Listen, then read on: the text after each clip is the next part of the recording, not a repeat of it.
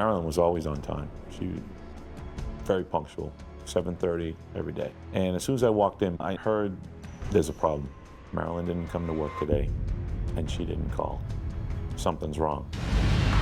I just can't believe this is happening. I kept a belief, you know, in my own innocence, even if nobody else believed in me. I knew that the truth would come out.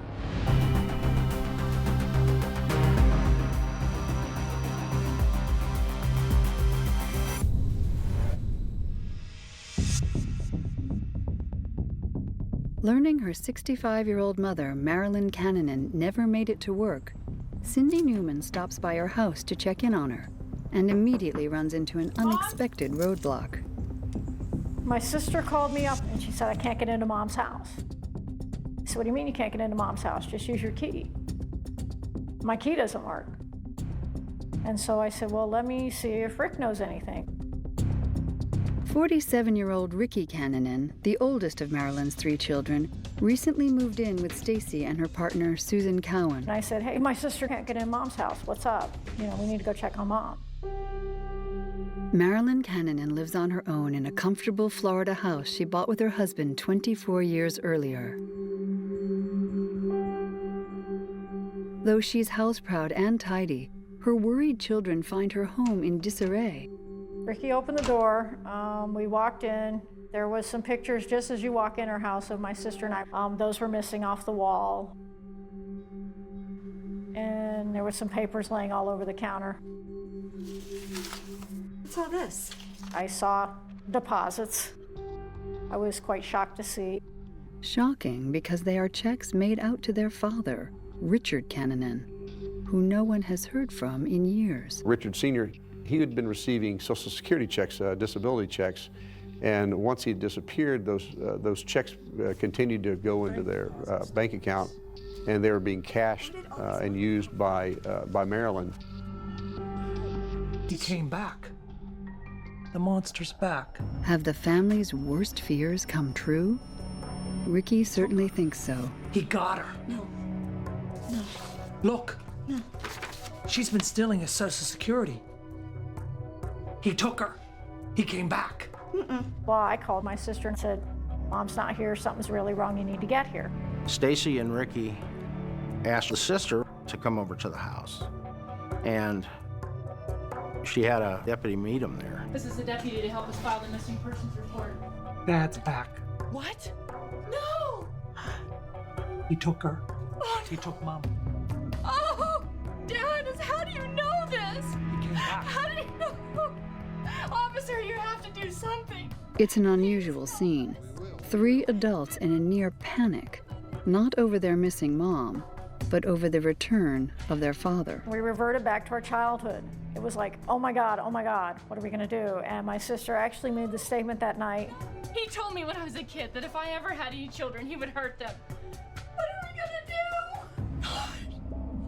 Richard Sr. was a horrific, bad husband. He was abusive. He was a horrific father. It was just kind of a surreal upbringing that is hard to imagine. Where the hell did you go, damn it? I said get your butt in the house! Ugh. The Canan siblings have every reason to fear their violent alcoholic father. Dad, wait!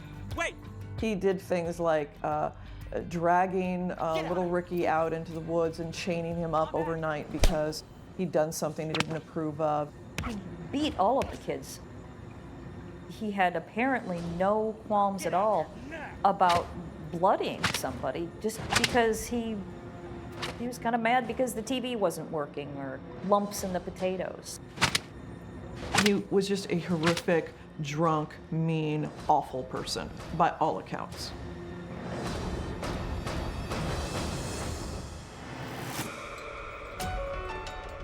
At the Orange County Sheriff's Department, the Canan siblings are terrified that their father has apparently come back and taken or even killed their mother.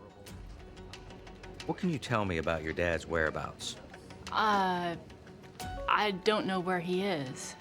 She's telling me about this story with her father coming back. I said, well, where's your father?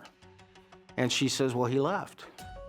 I said, when did he leave? And she said, 1988. September 15th, 1988. which was 15 years to the day that Marilyn disappeared. When it was brought to our attention that Richard Sr. had been missing since 1988, and there was an allegation that he may have been responsible for Marilyn's disappearance, certainly one of the first things that we did was try to locate Richard. Now we had two missing persons, Marilyn Canan and Richard Canan. And I started to look into his background to find out, you know, if he'd been heard from, and could find nothing on him at all past September the 15th of 1988. And what is even more strange about it, as I look into this case, I find that nobody wanted to find him, including his family. Right. You look great. Oh, thank you. Happy It's Cindy's wedding day, and like most brides, she's filled with nervous energy. But getting married isn't what has her on edge. Her father had told her that if she married this guy, that he was going to show up at the wedding and kill them both. And they were really trying to keep it quiet about the time and the date and where they were going to be married. You look great. And the best thing is, Dad's not here. I knew that she didn't want our father walking her down the aisle, which that to me was a no-brainer. I wouldn't expect her to want him to walk her down the aisle. Couldn't even stay sober for our high school graduations. He almost got thrown out of mine just because he was being so loud. Cindy's prayers are answered. Her dad, Richard, never shows up to the wedding. In fact, the family never sees him again. Of all of the people that I talked to during this investigation, I found nobody who had anything good to say about him. I was not able to find anybody who missed the guy, liked him in any way, shape, or form. Richard Canan vanished. No one called the police, and no one filed a missing person report. But it isn't the first time that he or the entire family would pick up and disappear. Every time the townspeople got a hint that something wasn't right in our house, you know, either they saw bruises or they could tell something was wrong, we moved. We actually moved out of 2 states in the middle of the night because he was too worried he'd get in trouble. Get over here now. You got 10 minutes to pack your bags. We're moving. Go! Get out of here. You learn really quick, don't make close friends because you never know how long you're going to be there, where you're going to end up next. So I'm like, why make friends? You know, I'm just going to move again. Get in the car. From Minnesota to Arkansas, Maine to California, the Cananans keep moving. Years later, the family finally settles in a quiet community in Orlando, Florida. When we moved to Florida, we lived in a city for the first time ever in my life. We'd always lived in the country, so you didn't have neighbors. Richard Canan is not exactly neighborly. Hey! Shut that damn dog up! Shut up. Shut the dog up, I hear it. Shut up! The neighbors next door said that he would just come out and unleash a tirade of swearing and threats. They were just terrified of the guy. Shut that damn dog up! Shut up, I said! Don't you even look at me! Then one day, Richard runs off, apparently for good.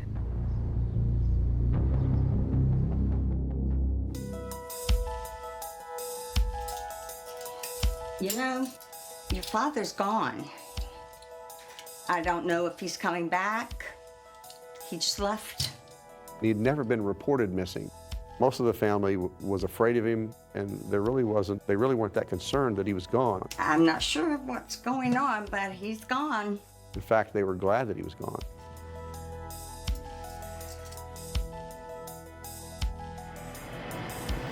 It's not the first time he'd left, so I was like, oh, good. Quiet few weeks, quiet month, whatever, however long he's gone. He did it for 2 weeks in Arkansas, and it was the best 2 weeks of our lives. just took off. After 15 years, is Richard finally back? And does he hold the key to finding his wife, Marilyn? 65-year-old Marilyn Canan has vanished, and her 3 children fear their abusive, missing father has come back to do her harm. However, Marilyn's neighbors have a different theory. I went out to the neighborhood and contacted the neighbors and people to find out who knew her and had they seen her and had they seen anything else. I got to know her, just me and her talking across the fence. Oh, Marilyn, hey. Hey. She was okay, and then all of a sudden, she kindly was not okay. She said, I'm doing pretty good.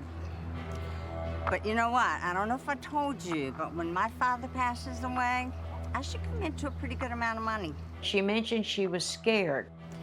I'm kind of worried, though, because I'm afraid that Stacy and Ricky might try to take it away from me. I said, what are you going to do? She said, I don't know. I'll figure it out later. I don't know. There was a fairly sizable family fortune that was left to Marilyn, and somebody from the family apparently got a hold of Ricky and Stacy and let them know that Marilyn had inherited this money. Marilyn fears her daughter Stacy is planning something. She told her coworkers that Stacy and her girlfriend were looking for a house in her neighborhood, and she was very concerned about that. She didn't want them that close to her. I just think she liked her privacy, for one thing, and I just think that she was worried what they might do. Certainly, there was something amiss. In an investigation, you start with the people that are closest to the person that you're looking for and work your way out. And in this case, her family were the folks that were closest to her, so we began to look into their backgrounds a little bit and see what they might be involved in. Unable to turn up anything on her husband, Richard Canan, police take a look at Marilyn's 3 children, and they start by questioning Cindy. She indicated that Ricky had harbored some resentment toward their mother because he believed that she had not protected Ricky from their father, who was very abusive.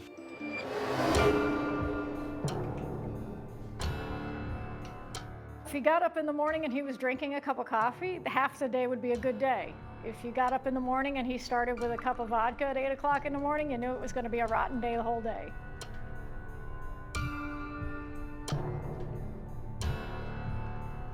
Probably 5-6 days a week, most weeks. My parents were constantly fighting, and of course, if us kids were in the house, we would get the brunt end of getting beaten.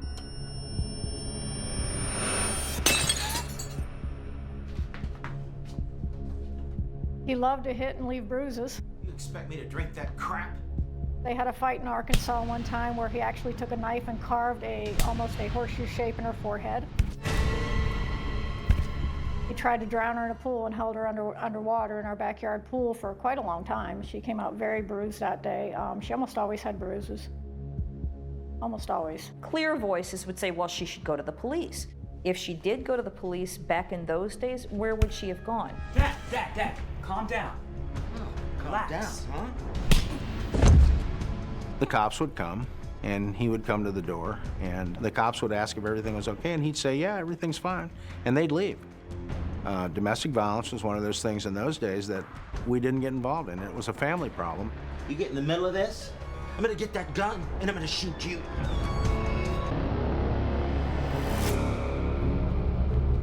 Ricky said he was very, very abused as a child, and he grew up a loner. As soon as he was able to get away from the house, he did. Ricky leaves home shortly after his father runs off. According to the sister, he traveled all over the country, lived different places.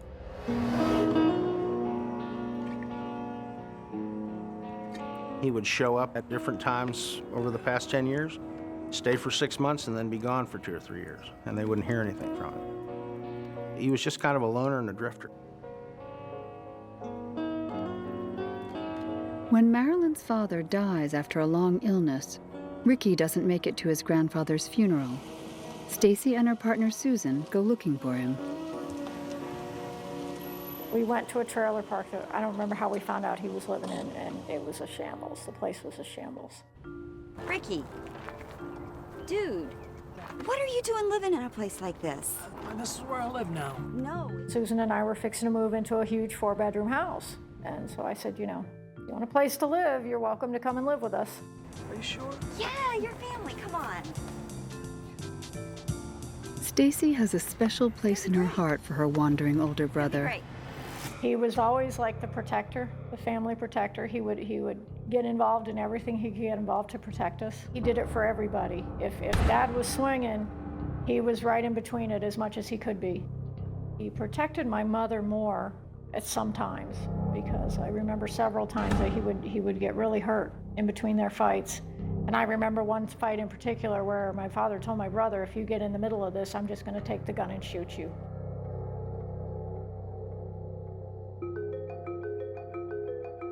Ricky moves in with Stacy just up the block from their mother.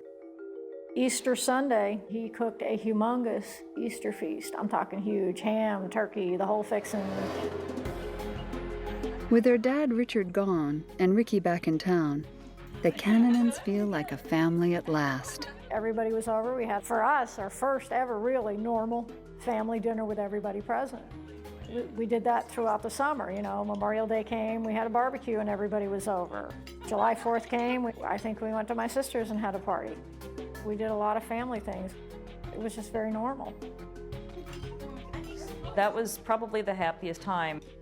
She and Ricky had come together after so many years, and she just loved having a big brother around. She loves her family so much, and she was so happy to finally have some sense of a normal family. The four of us finally figured out what real families do. They don't fight and argue amongst each other. They actually enjoy each other's company, and it was nice. It was nice to have us all together.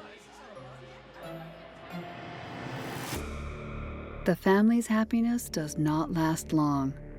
Their mother Marilyn is missing, and memories of their father continue to haunt Ricky.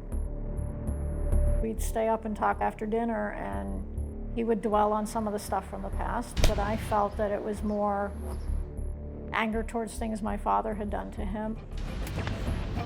It was just a variety of different fights that they would have, and it could go on for hours until I finally be like, you know, we go to bed, I'm done. I tried to put those things behind my life. I knew what we lived through. I didn't need to keep being reminded. She doesn't need to be reminded because Stacy can't forget. Each day living with Richard Canan has left scars for life. And at night, the violence and horror is even worse. For me, nights meant rapes. Okay, what night is he coming in? What's tonight gonna be like? He started molesting her when she was 4. He fed her alcohol to make her compliant. So he was getting her drunk in kindergarten, first grade, all the way up through the rest of her life. The very first time he actually penetrated me was in Arkansas with a loaded pistol in my throat. Basically, that was my hint to keep my mouth shut and stay still and just take it, because he would have pulled the trigger on the gun. For 2 months, detectives with the Orange County Sheriff's Office have been investigating the disappearance of 65-year-old Marilyn Canan and have yet to come up with a single solid lead. Her 3 children fearfully suggest their father, Richard, gone himself for 15 years, is behind it. But right after Marilyn disappears, it isn't Richard that's spotted at her house. It's her eldest child, her son, Ricky. We learned that on the day of Marilyn's disappearance that Ricky had gone to Marilyn's house and had been seen making several trips away from the house, carrying bags out to his vehicle and leaving. Stacy says there is a logical explanation. I knew he was taking stuff out of the house. I had rented a storage unit for my mother's belongings because he was saying that the IRS was going to come in and take the house. So, sure, if they want a house, they can have a house, but they're not going to get everything she owns. Ricky told her that the IRS was after Marilyn for cashing Richard Sr.'s Social Security checks for the past 15 years. Ricky changes his story. The villain is suddenly no longer his father, but the tax man, And with no actual signs of foul play, detectives aren't even sure a crime is committed. According to Ricky, his mom Marilyn probably grabbed a big inheritance check she just received and decided to run. I come home from work one day and he said, I talked to Social Security, I was downtown, they said Mom owes all this money and she needs to produce him, and it just kind of evolved. I believe that everything he was telling me was true. We're gonna make more money. For what? We have more to sell. But Sister Cindy isn't buying it, and she makes sure the police know it. As far as she was concerned, things weren't adding up in her mind. He took her. And I don't... Ricky was telling different accounts of why Marilyn left to different people. She was calling the sheriff's office 2 or 3 times a day. She was out being a one-man detective. I mean, she was looking into every aspect. Everything that Stacy and Ricky would tell her, she'd go check into. What do you guys think happened to Mom? What do you mean, what happened? We know what happened to her. Why do you keep on asking these questions? Because she's gone. I don't... Yeah, she went with him. I know what happened. Ricky? Ricky really didn't seem at all concerned about his mother's disappearance and almost seemed irritated that his sister was going to such great lengths to try to find her mother. Stacy, don't you think she would have like stood up to him or Cheryl, you just have to get it out. Did she stand up whenever he came after you and me, or when he came after Ricky? No, she didn't. She did not stand up for my children. Marilyn was very close to her children and the family, and she was convinced that there was absolutely no way that she would have left to go anywhere without contacting her and the kids. They had a screwed up relationship. You should just let it go. She's gone now, and that's the end of it. We checked with the Social Security Administration and found out that there was no active investigation into the Social Security fraud, and that even if there had been, it would have been a civil matter, and they wouldn't have been looking to put Marilyn in jail for this. It made us suspicious about the story that Ricky had told his sister, because clearly it was a lie. Investigators begin to wonder if Ricky knows more than he's letting on. They also question whether or not Stacy is involved. Stacy is sort of in the background in the beginning of this entire thing. She seems to just more or less go along with Ricky and whatever Ricky says. I don't... Look, you know I'm telling the truth. That was If Dad did come back, I don't think that she's... I don't think he was... I think he hurt her, is what I think. Certainly, there was some suspicion very early on that this could have been over money. Hey, detective, come check this out. With Marilyn missing nearly 3 months and a sizable inheritance as a possible motive, Detective Mark Hussey suspects she is dead. Suspicion mounts around Ricky Canan. I ran a driver license check on Ricky Jr. And the day after Marilyn's disappearance, Ricky went down to the driver license bureau and changed his name to Richard Canan and took the Jr. off. He also changed his address. It's the same as his mother's address. That's suspicious. Another huge red flag.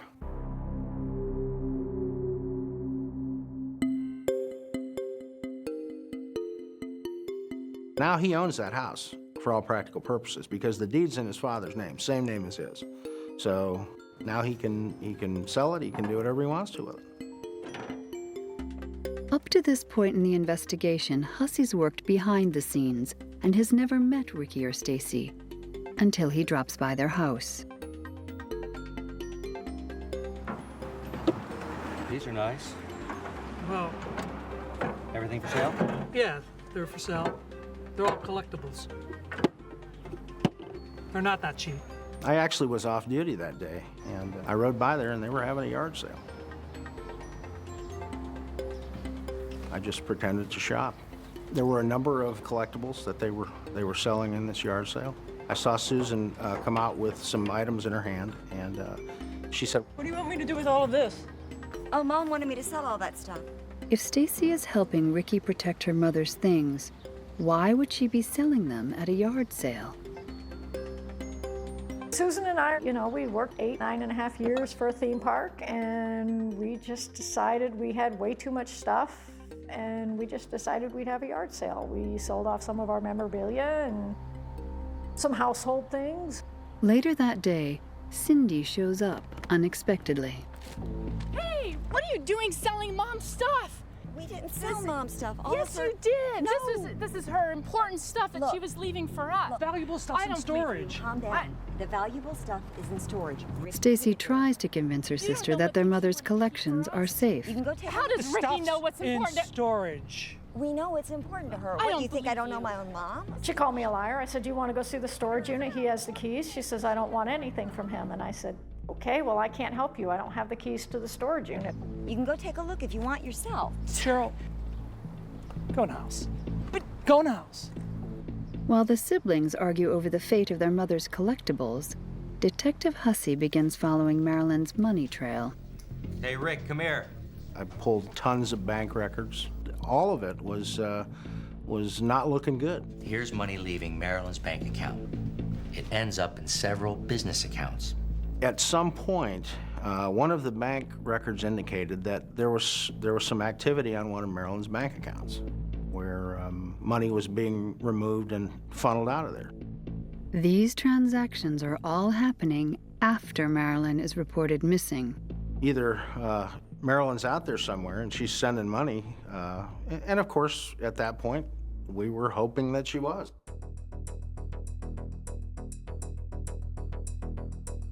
But as we continued to look into this, we realized that an account had been set up for home banking. So now we start trying to figure out where the access had originated. Gotcha. What you got? It's Marilyn's online banking account. I was able to trace it to Ricky and Stacy's house. That's interesting. Let's call their bluff. Okay. Let's see if someone steps forward and tries to reopen it. So we freeze the account, and later on that afternoon, I get a phone call from a lady in Tennessee, the calling center. Detective Hussey. And she says, I just received a telephone call from a female who identified herself as Marilyn Canan. And here's the phone number. Do you need anything else? No, that's perfect. Thank you so much. So I called the phone number, and Ricky answers the phone. Hello? This is the bank calling. Do you have an issue with your account? Yes. My mother needs these funds released so we can pay her bills. Oh? Have you talked to your mother? Yes, I'm in contact with her. Well, can you have her call me? You know, is she local? Can I talk to her? No, she's not here locally. Detective Hussey waits for Marilyn Canan to call. She never does.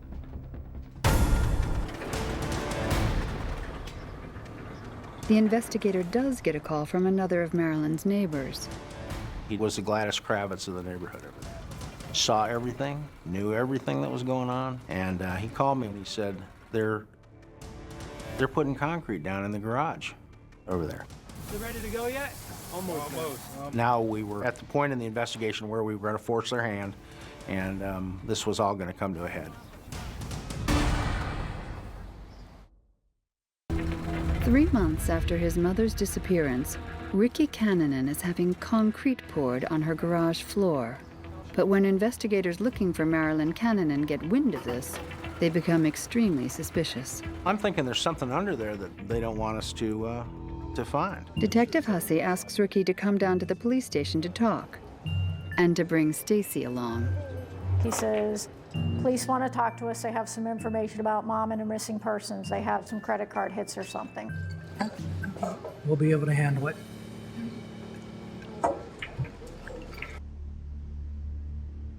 We contacted the IRS. There is no investigation into your mother. We know you've been taking money from her bank account, and we know there's something under her garage floor. He's getting a little nervous, and he's realizing that we've got a pretty good idea about what's going on here. What's in there, Ricky? He gets his wallet out, and he pulls out an old receipt that's been folded in his wallet for obviously many years. I found this in my mom's stuff. It's a receipt from a rental company from 1989 for a concrete saw.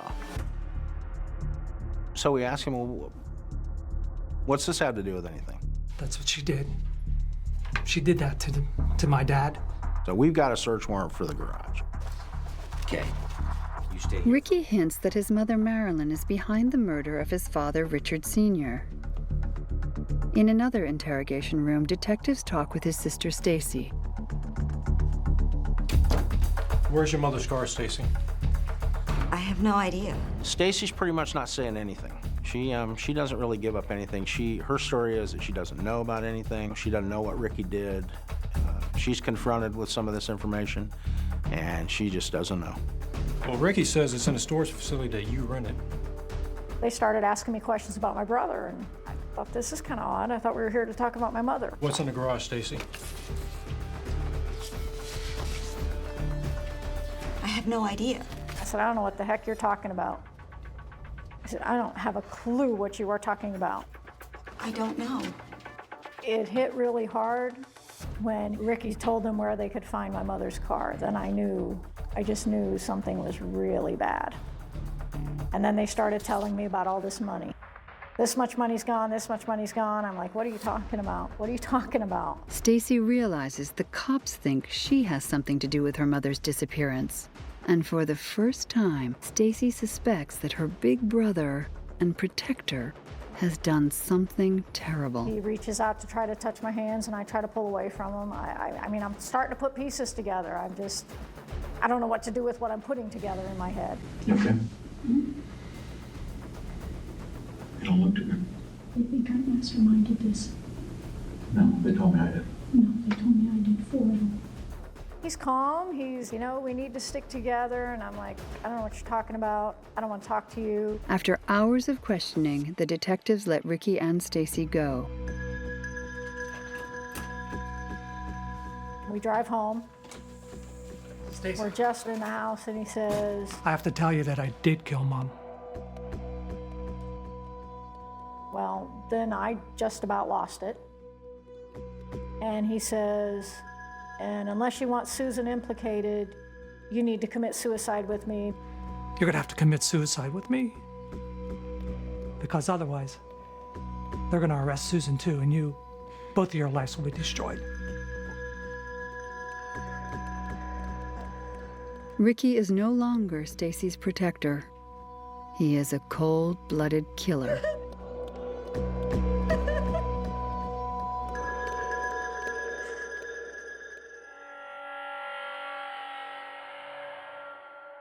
So the obvious question is, the police think you're involved in something you think you're not involved in. Your brother is basically telling you that he killed your mom. Stacy's partner, Susan, was in the house. Why don't you do something to get away? It's impossible to know what your reactions would be without having lived not just the last hour of her life, but the entire history of her life. I don't think I was thinking at all. I think it was a total revert back to my childhood. Here's a male figure, here's somebody older than me, here's somebody much larger than me saying, okay, let's go. And it's just, you just do it. You don't think about it, you don't second guess yourself, because here's your authority figure telling you to go ahead and do it.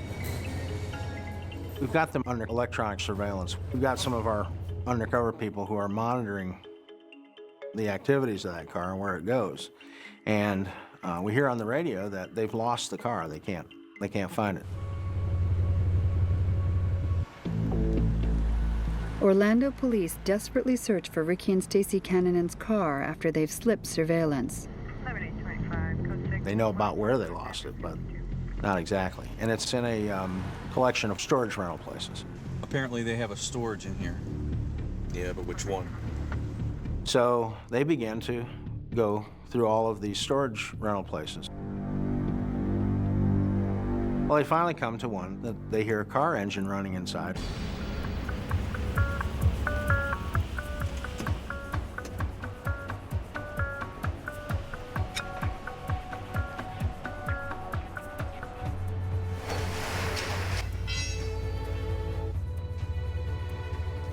Hey, are you okay? Wake up. Let's get you out of here. Come on. Yeah. Come on, I got you. Come on. They find them in there. They've ingested some cold medicine and alcohol and things like that, and then left the car running in hopes of committing suicide. I don't think I was thinking. I think I was just shutting down. I think I was just going on autopilot with the understanding of just do what he says, it'll be okay. You've got to go back to the young girl who has her father forcing her to go give him oral sex with a gun to her head. And what she's trained to do is you don't say anything and you don't make a sound. And then it won't get worse. That is the psyche of somebody who will sit and let whatever's going to happen, happen.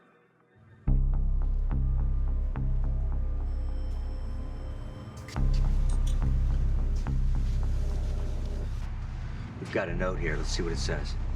Ricky and Stacy leave separate suicide notes. In his, Ricky admits to murdering their mother. And Stacy said, we had something to do with Mom leaving, is how that note was worded. I just couldn't use the word die. I just couldn't do it. I could not come to terms with it. It was just too much for me to actually put those words on paper. Stacy is sent to a mental hospital, and Ricky gets charged with his mother Marilyn's murder. He swears he didn't act alone, and the truth is shocking. 3 months after Marilyn Canan's disappearance, her son Ricky is charged with her murder. He reveals that his father was murdered too, and he knows where both bodies are buried. Dad is under the garage floor. Mom is buried in a rock garden behind Stacy and Susan's house.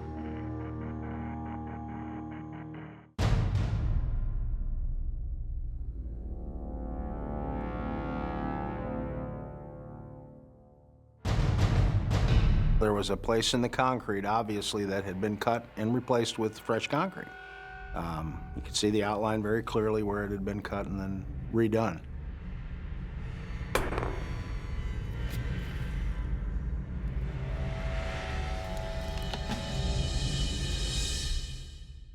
The remains were probably 8 or 10 feet deep. They dug a pretty deep hole. We found an area that looked like bone. And it turned out that it was a human skull. We found dentures attached to that skull. We were able to check and find out, in fact, that Richard Sr. had worn dentures.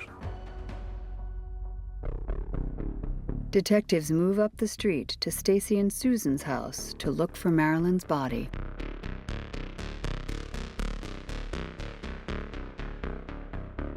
They had made a little rock garden there, put a little border around it. So we started to dig there. We found her very quickly. She was not buried very deeply. Now in custody, Ricky tells his version of his father's murder. It begins, he says, 15 years ago, when his mother frantically called him to her house. Ricky arrives to find his father, Richard, already dead. On the garage floor is this bundle wrapped up in a tarp, and it's a pretty sizable bundle because Richard Canan Sr. was a big guy. And he says he never asked his mother what happened, never confronted him, never asked him anything. But they decided that they would put him in the freezer in the garage. Ricky then implicates Stacy in their father's murder. Ricky tells me that Stacy told him at some point that his father was in bed asleep, and she went in and shot him in the back of the head. And in fact, when we did the autopsy, there was a small caliber bullet hole in the back of the skull, and we were able to recover a bullet from inside that skull.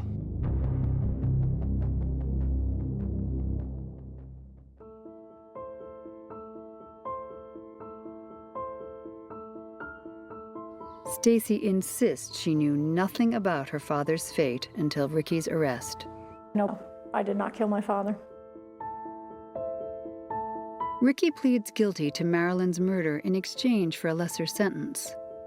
And again, he implicates Stacy, this time in their mother's slaying.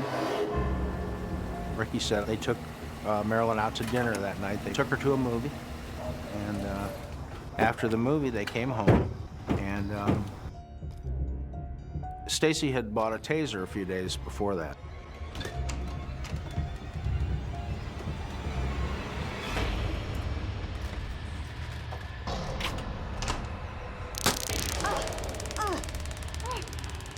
Ricky said I got on top of her, I taped up her hands, and he said I taped her mouth and nose shut with duct tape. And then I sat on her chest and stared into her eyes until she was dead. Stacy is outraged by her brother's allegations. That was just about as close to a heart attack as I've ever come in my entire life. I just can't believe this is happening. This is just totally just ridiculous. I kept a belief, you know, in my own innocence, even if nobody else believed in me, that I knew I would be okay. I knew that the truth would come out, and I knew that I would be okay. Stacy is charged with murdering her parents. Prosecutors are forced to drop the charge in her father's case for a lack of evidence. At her trial for killing her mother, it's her word against Ricky's. You know, you just don't know. You don't know what 12 strangers who don't know you are going to think. Stacy described that they went out for their early dinner, their early movie. They dropped Marilyn off and they went home. And that was all that she knew about what happened. There was never really evidence that the movie night was the same as the night that Marilyn got killed, as Ricky claimed.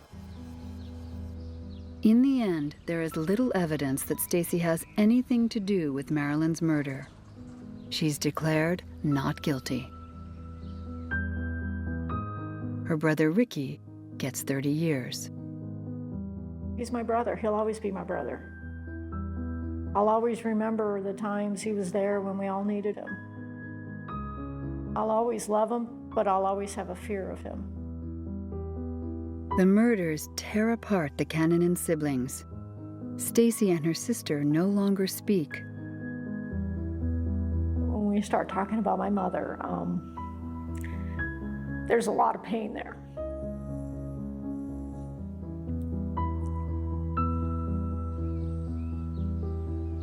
Every day I miss her.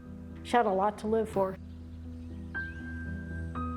She had a lot of happy years left. It's a crying shame.